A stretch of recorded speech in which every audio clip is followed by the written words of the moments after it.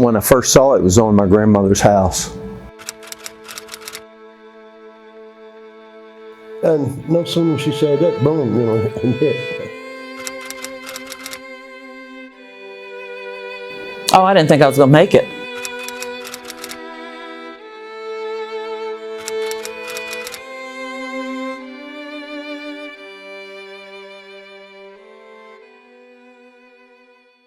It was a weird day because my Mark's cousins, Billy, Travis, and Joan, and Alan and I walked home from school, and my brother and their sister Donna. And we walked home from school that day, and it was so still, and you really didn't hear anything. It got up to 84 degrees that day.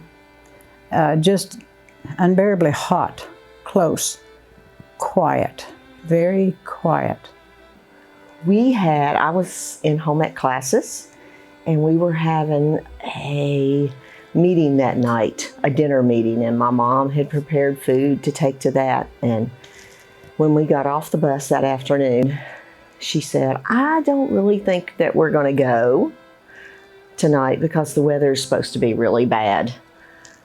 And I just remember the clouds were just black and green and blue, and they just clawed at one another.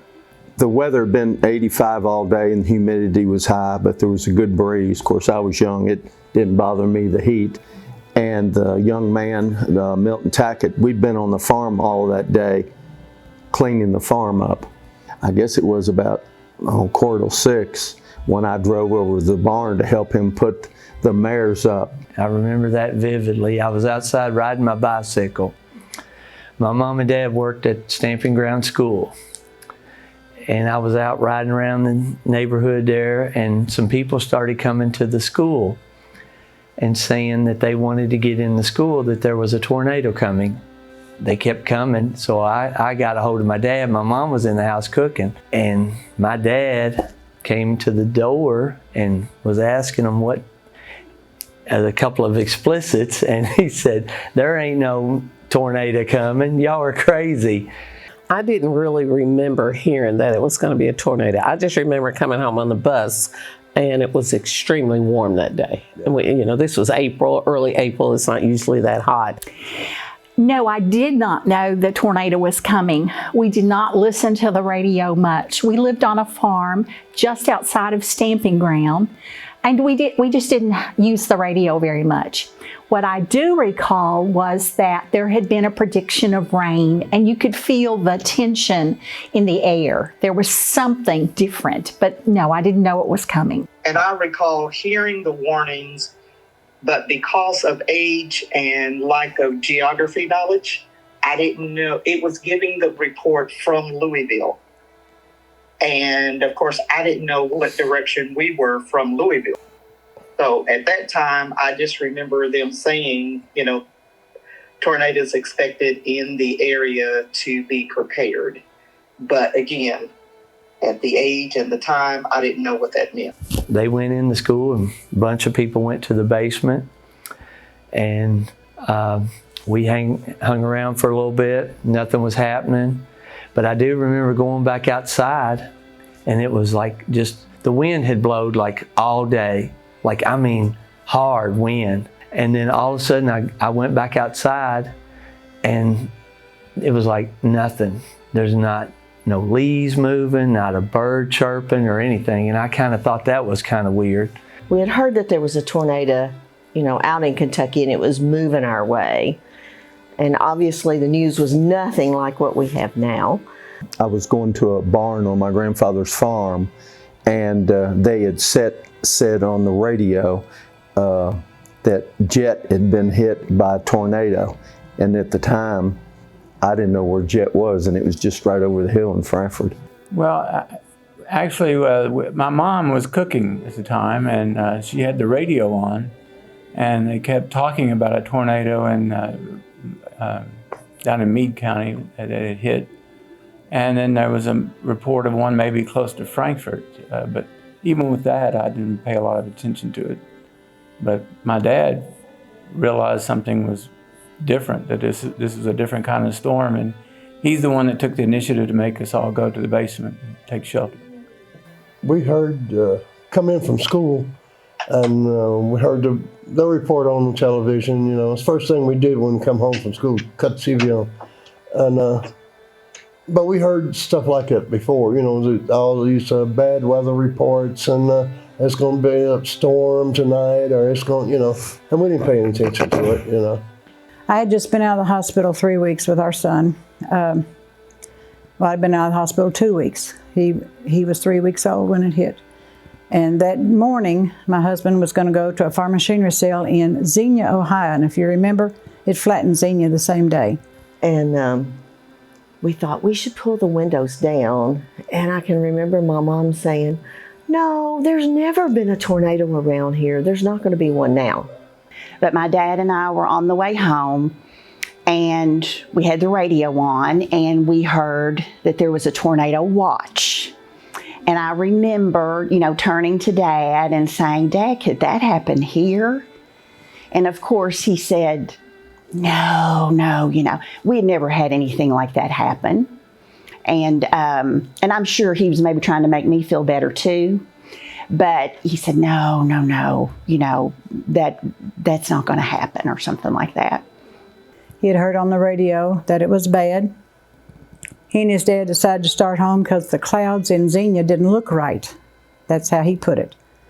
He come on home, picked me up. He said, "We're going to stay here tonight." And I said, "No, we can't. Because my mom, brother, and sister are at our house in Stamping Ground. I've got to take the baby. We've got to go up there." So we went. By that time, the lightning was so bad. And my mother, brother, and sister were in her car to this side of us. We were in the truck, and being the card that I am, I leaned over and looked up in the sky, just kind of watching it, because everything was different. And I asked him, I said, "I just wonder what happens when two clouds meet in the sky and go off like an atomic bomb." I remember we asked Mom, you know, "Mom, what would we do if a tornado hit?" She was trying to tell us, "Well, we go down the back steps to the basement," because we had that little concrete building under the bathroom, that little storage area or whatever. She says, "No, we're go in there." And no sooner she said that, boom, you know, and hit. My junior year in high school, my high school did Hello Dolly. And I was getting ready for play rehearsal. I was in the bathtub taking a bath. I had the lead as Dolly. So I was getting ready to go to play rehearsal. I would have been 16.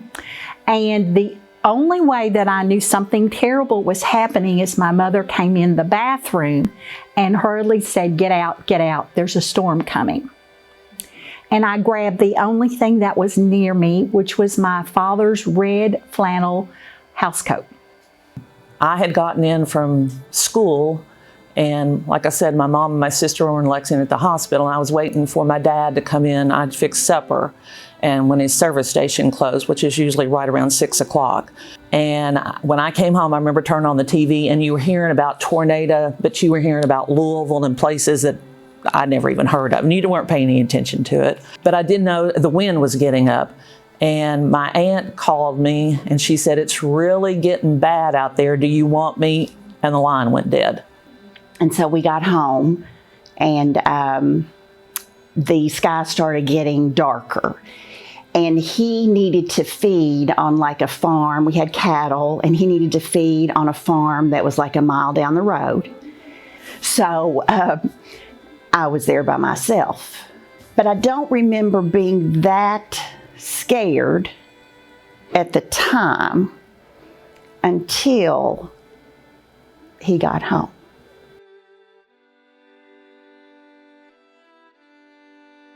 Mom was on the floor looking for something that she was cooking. She was in the cabinet getting something. She heard the sound of the roar of a tornado, and she said, "Hit the floor." Hit the floor. Mm-hmm.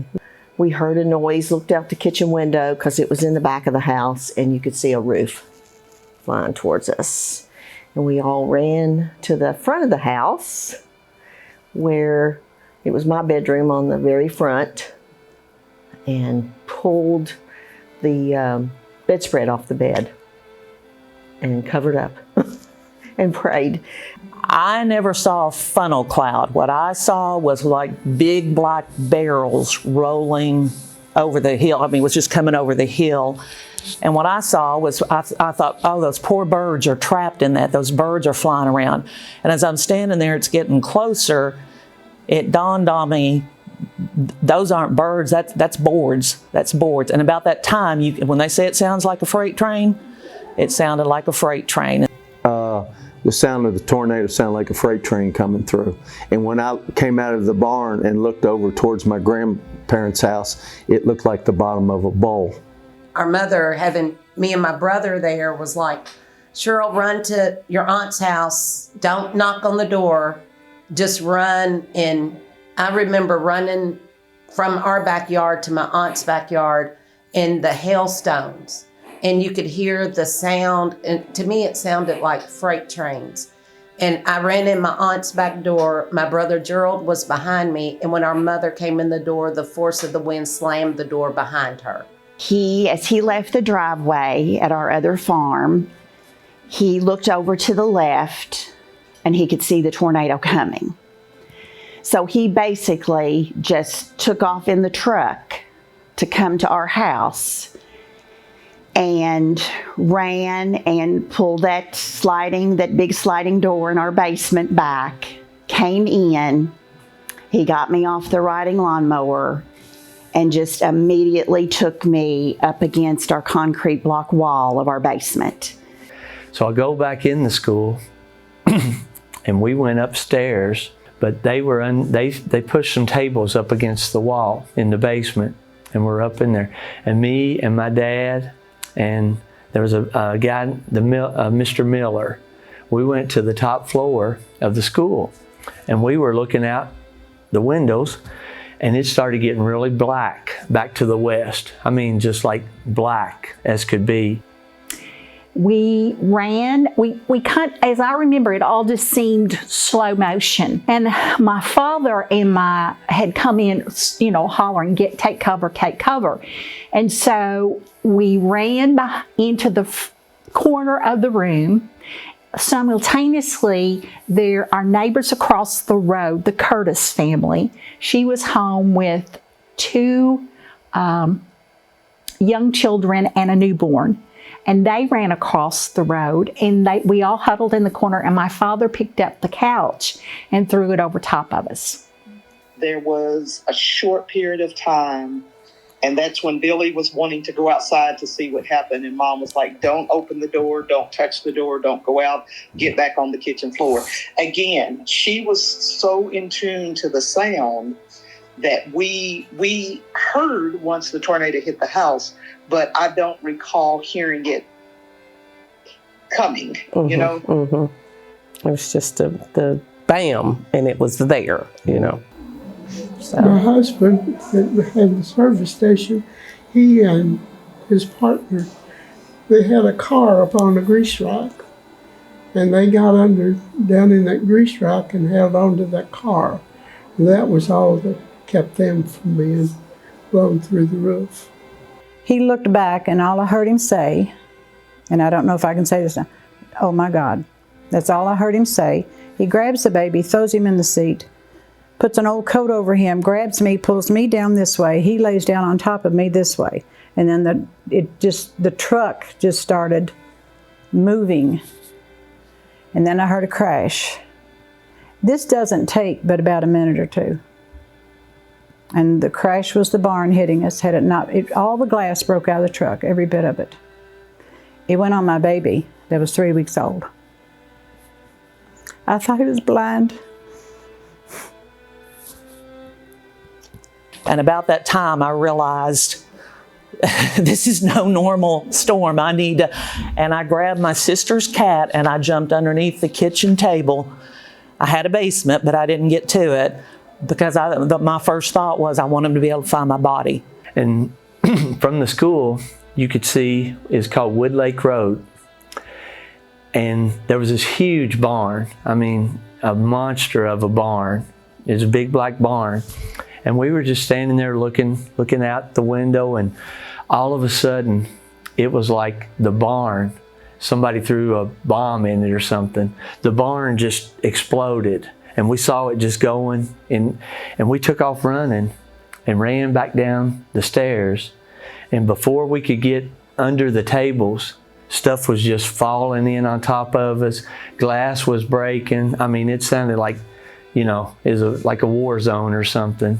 And I was the one to show me. I wanted to go out inside and see what was going on, because it was literally like a train was just going through our kitchen. Yeah. I mean, that was the sound. And the floor was literally moving too. And, you know, immediately when we hit the table, and I don't remember our conversation there, we knew it was a tornado, but it was like no one had experienced anything like that before. But when I saw way off in the distance, I thought I saw lightning hit the ground, and I thought I saw a barn explode, maybe a mile out Wood Lake. I went back in and tried to call my uncle, and the lines were busy. And that's when I came back out and saw the tornado on my grandmother's house. So when I went back in to try to save the horses and get them out, that's when Milton pushed me out. So I really didn't have anywhere to protect myself. When he pushed me out, it threw us up against the fences, and then the barn collapsed on the horses and killed them.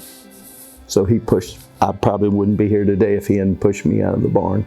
I mean, probably didn't last more than 3 minutes, but it seemed like 15, 20 minutes when you're in it, because the noise was terrible when it roared over and everything. And I was in the band at that time, and we marched and we did contests and football games and all, and I can just remember thinking, oh, please do not let this wall fall on my legs and break them so I can't march. That was as far as my 14-year-old mind was thinking at that point. The blessing was Mom and Them's bedroom was on this side of the kitchen, and it blew like the center of that our house just split in the corner, and it blew the refrigerator door. It was right there, so nothing really bothered us. I mean, the eggs were still on the table. Yeah. You know, where this room over here was destroyed, upstairs was destroyed, but that kitchen area just had stuff blown in. And like I said, I was getting ready to make a cake, and those eggs were still on the table. Yeah. It's just weird. Not touched. I still want my cake. When we got the call from them, as soon as my mother hung the phone up, it was there. I mean, there was nowhere to go or anything, so we got in the living room, like I said, pulled the couch over us. But like I said, I mean, it's like a train coming and the wind. I mean, you wouldn't believe the force that you feel in there. And to this day yet, when they say a tornado warning for Scott County or something, I'm up and I'm outside watching the clouds no matter what time of night or anything is. Oh, I didn't think I was going to make it. I mean, I remember hollering, you know, oh God, don't take me now. Please don't, you know, bring me through this. Because you're by yourself. I mean, the cat was scratching me. I remember the cat was scratching because I was holding on so tight to the cat because it was just a horrific noise. And I remember like just being this far from him, and I could see at one point like rain and small pieces of debris hitting his glasses, and I just kept looking at him. And we heard the popping of the trees more than anything. And then in just a matter, I guess, of minutes, it was like over. It had like passed, and we were looking up at the sky because our house was gone.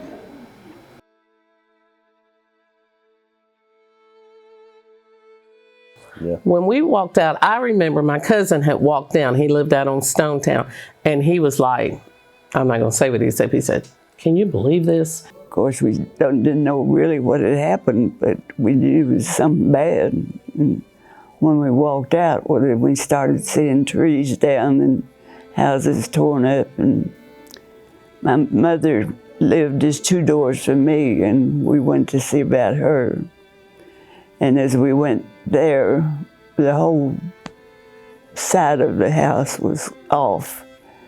And I didn't see her, so I didn't know where she was, whether she'd blown out of the house or where she was.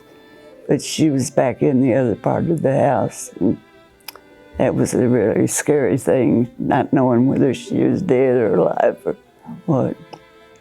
my main thought was survival. And then, oh, well, it couldn't have been too bad because we didn't hear anything but the wind.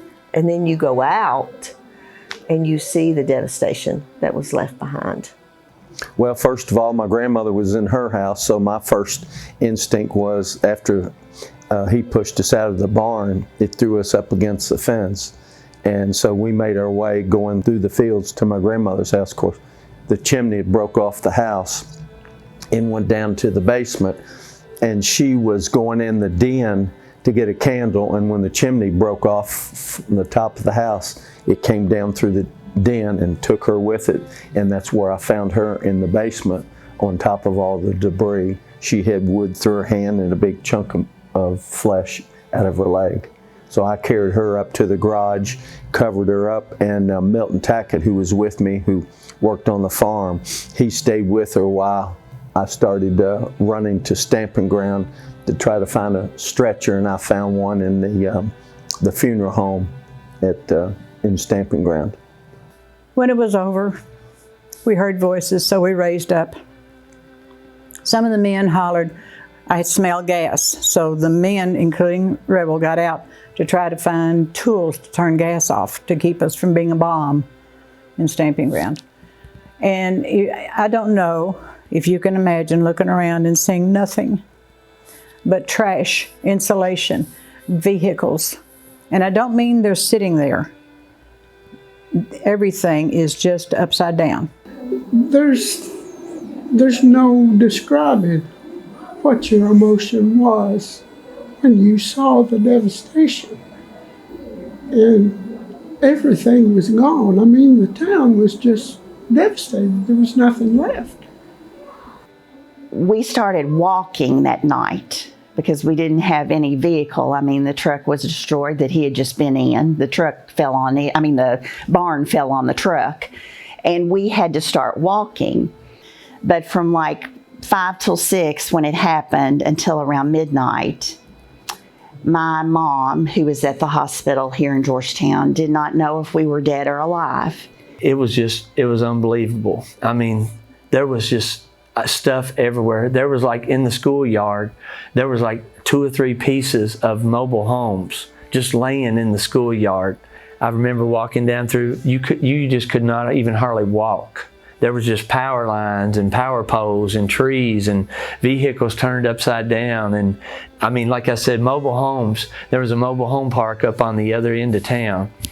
And there wasn't not a trailer left in that place. It just, like I said, there was 2 or 3 laying in the schoolyard. That night was just devastating. We went out to our aunt's house because she still had a roof. She's lost some shutters. They come to the door about 1 o'clock and say, my father and my brother had gotten home by then, and said, another one is coming. We need to get out of town. So they take us down on Main Street to Stamping Ground and put us on a bus. They're going to take us to Scott County High School, middle school. The bus wouldn't start. In Stamping Ground, we had to evacuate because they said the storms were backing up and coming back. Yeah. So we had to get on school buses. During that time that the bus was taking people, wanting to take people out, security people was also asking for help to round up anybody else that may be stranded. And all the way up and down the street, you could just hear people, who needs help, this one needs to get to the hospital, this one needs this, or this one needs that. And, and then it was pouring rain, and then the cold, it had been super warm that day, and then the cold came, and the rain was coming, and then you kept hearing people, another one's coming, that was like 2 a.m. Another one's coming, here comes another one, because the wind had really got up again. Rebel's cousin is coming out Seabury Road, and he says, my house is still standing. Take that baby and go out there. Because we didn't know what was coming. We didn't know if it was over. We didn't know anything. And you go into a form of shock. You just don't know how to explain it, especially with us being children at that time. We went through a lot being young with seeing what nature can do. And to drive down and see the aftermath, I think that was had a very sobering effect on us, in that we learned to appreciate what we had and to be thankful that we hadn't lost more than we had. As I began to walk in with my aunt and stuff, you began to hear people just say that there was nothing left of Stamping Ground. It was just totally devastated. And as we're walking through, you've got trees down everywhere. You've got live wires down that you're trying to pick over to get. So we got so far in the car that we had to turn around and go back down another road. And we came out on the main road into Stamping Ground, and you got as far as the cemetery, and you had to park. It was just walking in. You could just begin to hear all the sounds and people beginning to holler at people and see if who was alive and who made it out. And luckily, we didn't lose anybody that day, but it was just total devastation to the town. It was just like a bomb that exploded. My dad, who lives on Josephine Road at our farm, to this day, well, to his death, couldn't tell you who called him because the electricity, as soon as it hits, you lose everything. A lady called him, and all she said on the phone, which the phone should not have worked back then, but that time it did. She said, "Gordy, where's your family?" He said, "Stamping Ground." She said, "You better get there. There's nothing left." And I'm sitting on the couch. We'd come upstairs out of the basement. I'm sitting on the couch feeding my baby, and my mother jumps up and says, "That's your daddy's truck." And goes running out the front door, and sure enough, it was him. He had cut his way through all night. And I remember, just like yesterday, when he came in the den, I'm feeding my baby. When he came in the den, sat down by me, I just collapsed on his chest. He was my security. If Dad was there, everything was going to be all right. I think you were just numb, really. You didn't really know what had happened. You know, we'd never experienced anything like that before. My first thought was, I didn't think about houses and things. I was thinking about people. I was wondering how many people survived. And I found out that my mother was okay and my children were okay. And then I started checking on neighbors. And you know, you were walking because there were wires down in the street, there were wires on the sidewalk and glass, and you had to be careful where you were, but just to make sure that other people around you were safe too. Yeah, it was relief, you know, like I say, because at first, not knowing where Eddie and Daddy were was very hard, because when you walk in, you think this is Georgetown, Scott County, Stamping Ground, Kentucky, what? You know, you didn't know. Mm-hmm. So, and they trickled in. Now, I think, wasn't it Uncle Bill first that said he had talked to Daddy or something? Yeah. Uh-huh. So we knew he was okay, but where was he? Because they had to park the cars like... At the cemetery, wasn't it? About 2 miles up before we got in. And to walk in to him. Mm-hmm. And we were leaving, and my dad's brothers were coming the next day. So they just sort of moved out of their homes, and we were all dispersed in different places. Don't know what we would have done if it wasn't for them. Well, my second grade class had to, because the school was gone, they moved us to Georgetown to St. John's School, and we finished out the school year there as far as school. And then the next year we had temporary buildings that we went in. Church, we had no church, so we went to Great Crossings. They let us use their church, and just a lot of changes, a lot of different. We adapted. Well, I was in high school at the time, so I wasn't really affected by the loss of the elementary school like she was. I do remember bus routes had to be changed and moved, and transportation was different for a while. But a lot of it was just experiencing the cleanup, watching churches and buildings you'd grown up with be demolished the rest of the way and deconstructed and hauled off. It was very different. The next day we had to, of course, bring my mom and my sister, and several family members came, and you had to like top this little hill to see our house from the Georgetown side.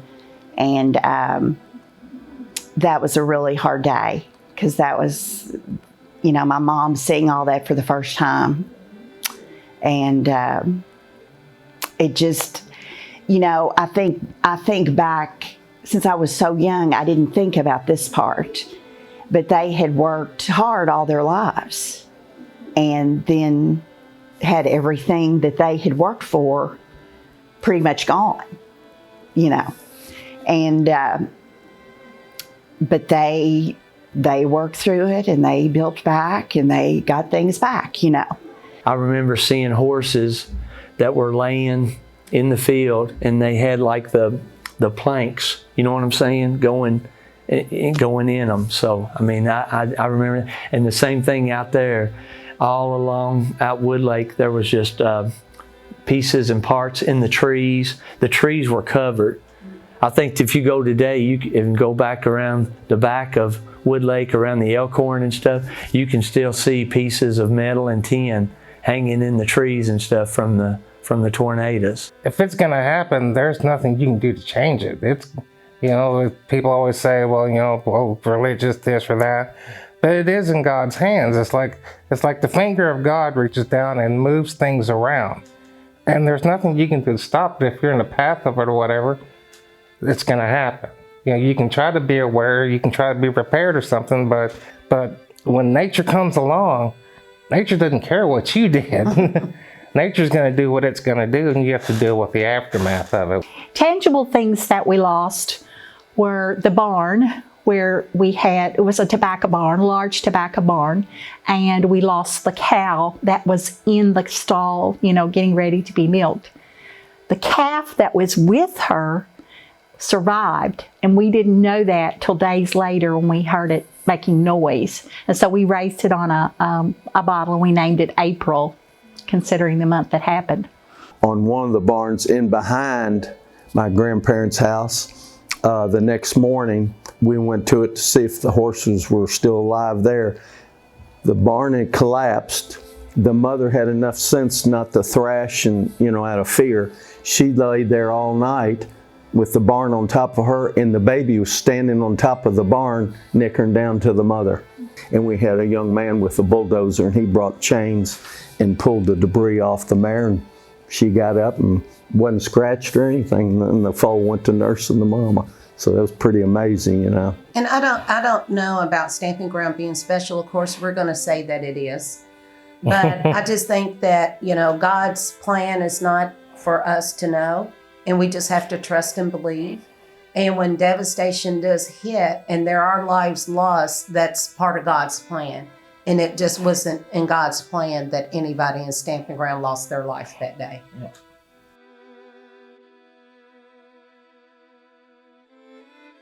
I know we were very fortunate at the very beginning that there were Mennonites that came down and helped and asked for nothing. But these men and these women, the women would come down and they cooked for the men that were helping the families there. And the Mennonites put our roof on for us. We were very fortunate in that. And I just remember thinking, you know, how nice it is that they can come down here and this is something that they want to do. It was a mission for them to come and help others. I think, well, with us, we had family. Mm-hmm. We had a lot of family support. And we also, with our church, the Mennonite, they came down and they helped rebuild First Baptist Church Stamping Ground. And they were so, you know, you just saw outside organizations coming in, not only neighbors helping neighbors, but we had total strangers, you know, like the Mennonites that, you know, came in and helped people rebuild. We got to know the Amish people so well. They got to where they would come to our home and help put up the barn, or they would come to our home and try to help other people in our community. And we started feeding them. So we got to make neighbors. You know, we got to know our neighbors. We got to be good friends with people out of town. Yeah, the stores and Stamping Ground, it was a mess. But the National Guard came in and helped clean up. And then we had people coming out to help us clean up my grandfather's farm and all at Wood Lake. And I remember I guess the trucks that came by brought sandwiches and stuff like that for us to eat for a while. But it was, it took a long time to get everything back together. But the Salvation Army sure did help out in the time of the tornado. They were right there just working and helping. I mean, everybody helped, but to me, they really went all out. Everybody came together in the town. They all worked together. The Mennonites and some Amish came in and helped do the cleaning and help rebuild some of the homes and things. On some streets, practically every home was gone. No loss of life that night, even though there was some citizens that passed away soon after that some people feel like was related to the storm. But being grateful there was no loss of life that night, and getting through the destruction and the rebuilding, it probably has made a stronger community. Resources that might not have been there otherwise.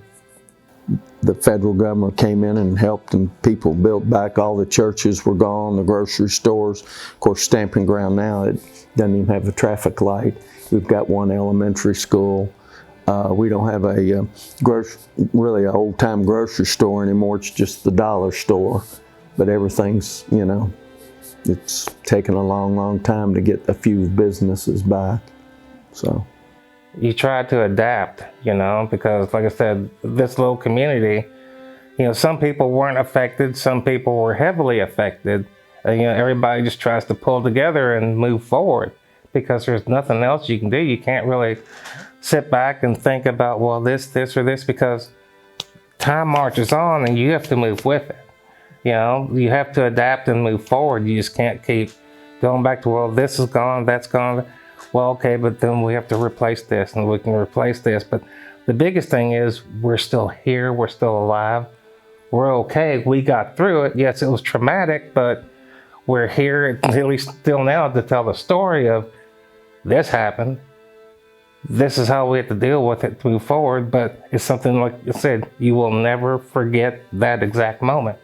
Rebuilding process was long, arduous. But Stamping Ground's a strong community, and Stamping Ground pulls together. Stamping Ground holds together. They still do today. Then they all helped each other out. I think it pulled everybody together. You know, it's a small town. You know, Stamping Ground was a small town, and you know, it seems like everybody it was like one big family. Everybody was there for each other. You know. Everyone was willing to help. There was no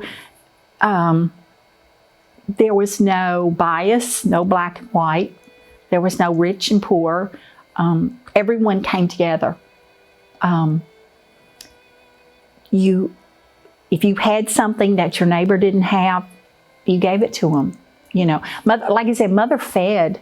You know, we didn't have electricity for weeks, but we had a generator that my father somehow, it was gas powered, I guess, now that I think about it, and she cooked on that, you know, and we fed people, anybody that came along during the day. Now, we didn't feed people at night because we were scared to death, but we fed people who came to help, and we would feed meals, and I would, when they were building the barn, I remember carrying food to them. Yeah, because it always takes the community to get anything back. I think that's the backbone of any community, is people getting together and helping each other. You know, you find out the true spirit of what people are all about, you know.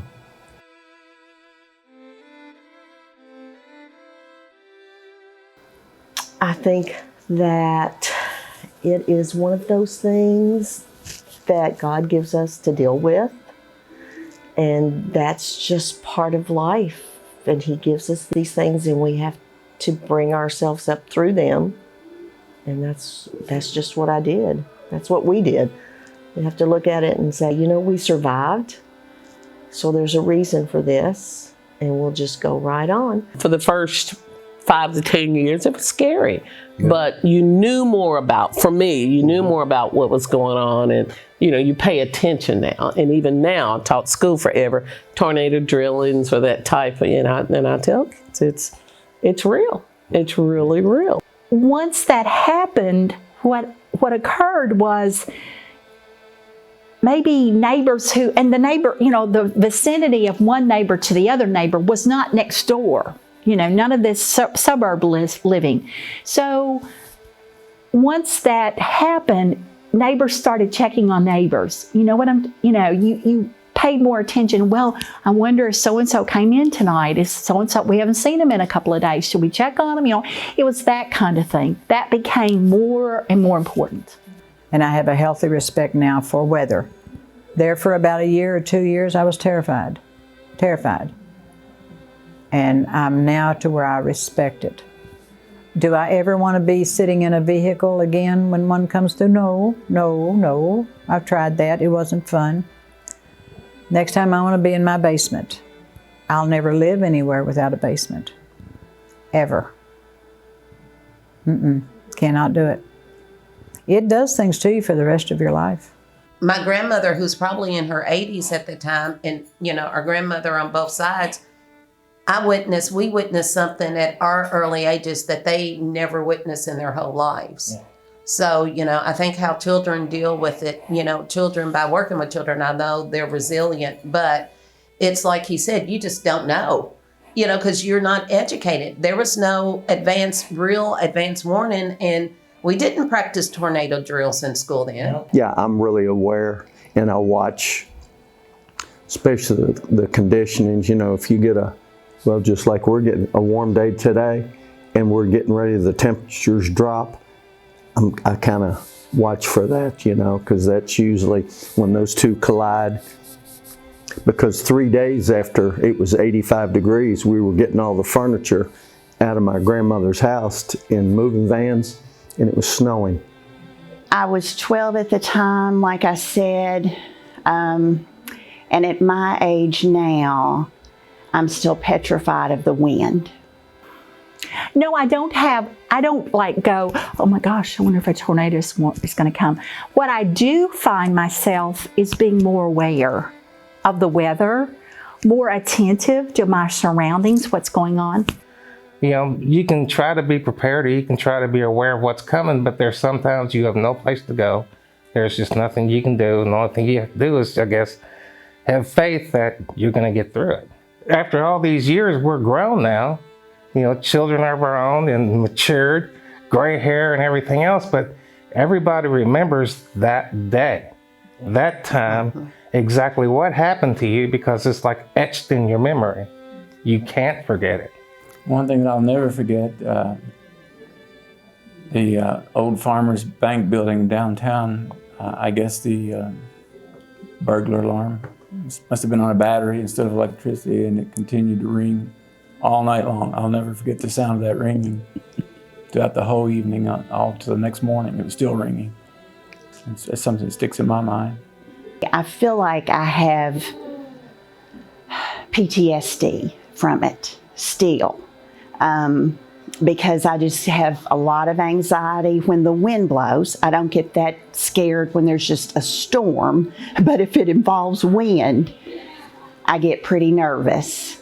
I didn't realize, but I think there is a post-traumatic stress that comes from surviving something that devastating. And I like to, be aware what's going on. If it's a storm watch, where I live now, we don't have a basement, but I've got my area picked out of this is where I'm going to be. In case something happens, look for me here. You lose things and you think, how are we ever going to come back from this? How are we going to get to where we were before? Because even today, almost 50 years later, I'm still concerned when there's a tornado warning or a tornado watch that's given, because I think back to that day and I know what it can do. I don't have a fear of a tornado, but I do pay close attention. To warnings, and I don't panic because storm warnings are out there. And I try to tell other people, when you start running and hiding and all of that I feel more people get harmed by trying to run somewhere. It's you take cover and pay attention to what the forecast is saying. I just feel like, sometimes you think, oh, that's never going to happen, just kind of like my dad told me that day. And naturally, I think he was trying to make me feel better. And then I know my husband now, I said, well, it's not going to hit in the same place twice. Trying to console me if I get nervous, you know, it can always happen again. And I don't know. I'm still to this day really nervous about it. But like you said, once you grow up and you look at, oh, wow, that was devastating, and you have to deal with those emotions.